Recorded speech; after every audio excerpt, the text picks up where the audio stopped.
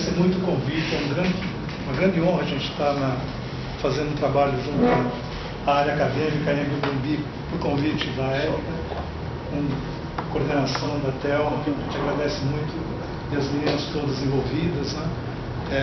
A minha formação, eu sou Guto Maia, a minha formação é de professor também, educador, a vida toda passei trabalhando na área de educação e esporte, e também as outras áreas de cultura, né?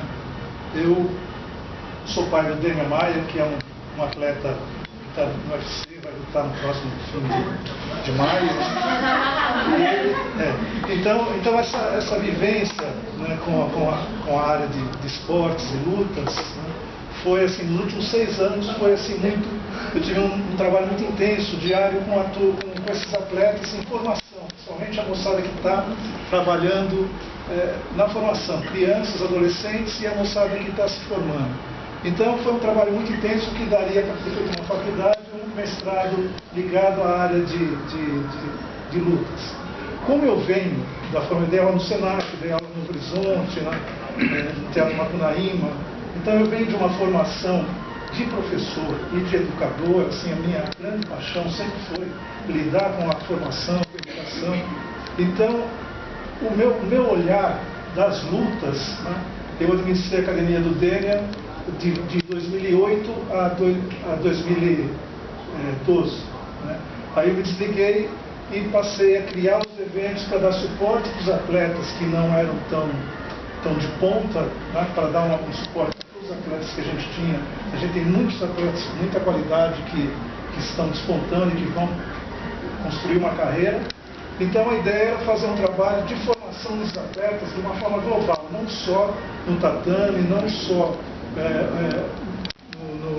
com técnicas de lutas, né? Como o MMA, né, que é o antigo Vale Tudo, ele engloba todas as lutas. Então a formação de um atleta de MMA é completa, eles são atletas realmente de ponta, são super atletas.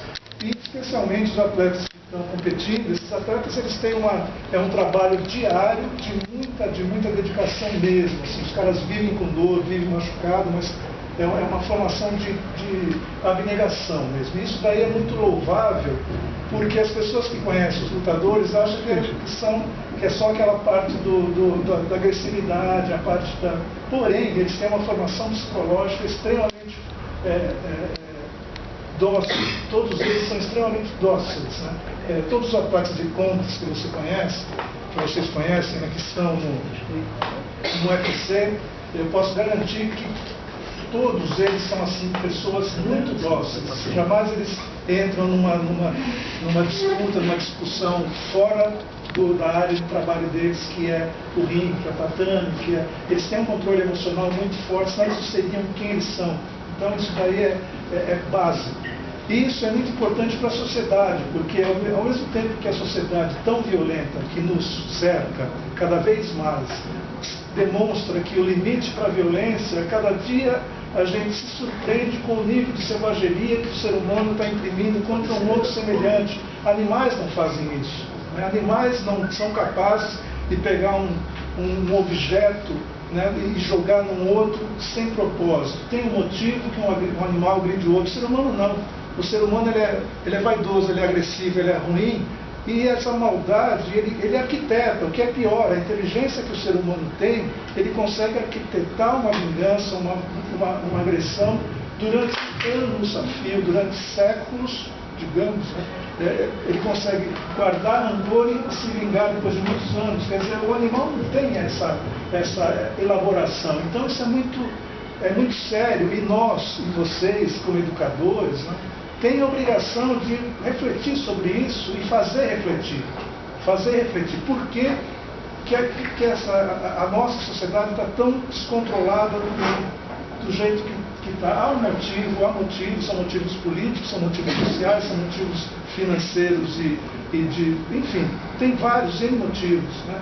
E o Brasil, se o Brasil nunca esteve tão bem em termos de economia, digamos, pelo menos passam para a gente, por outro lado, o contrário disso é muito evidente, né?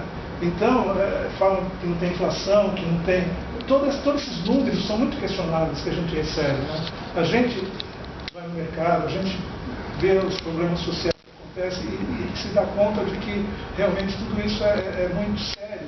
E a nossa obrigação é de refletir sobre isso e, mais que isso, transmitir exemplo, né? Acho que a maior forma que um professor tem de educar, mais do que a técnica, mais do que a parte didática, mais a parte acadêmica, é a parte de exemplo. Porque não adianta você ser uma pessoa extremamente competente se você tem hábitos ou faz algum tipo de ações que não são éticas, que são pequenas enganações, que são pequenas malandragens, que quem é a pessoa que está sendo alvo disso, ela percebe, né? Então é difícil você acreditar numa pessoa que você sente, e os políticos acho que são um exemplo maior disso que a gente tem, né? São pessoas que a gente confia, né? E mais adiante a gente se decepciona. Os nossos ídolos todos, é muito interessante isso, os nossos ídolos que não morreram, os nossos ídolos que morreram continuaram ídolos, continuaram exemplos e modelos para a nossa história. Os que ficaram vivos, os ídolos nossos de anos atrás, principalmente da minha geração, que passou muita coisa, né? Dele mais ainda, que é mais velho. Mas, então, a nossa geração viu muita coisa e acreditou em muita gente. A gente teve sonhos imensos. A nossa geração foi privilegiada porque nós vivemos durante 100 anos, digamos, né? 100 anos que a gente vem quase chegando à ultrapassagem, e assistiu às mudanças mais radicais que a humanidade pode ter assistido. Absolutamente de 0 a 100, a gente passou por tudo. Porém, os nossos ídolos que a gente criou, que a gente desenvolveu, que a gente teve, esses caras começaram a nos decepcionar. Os que ficaram vivos, né, começam a nos decepcionar dia a dia. Por quê? Porque eles estão envolvidos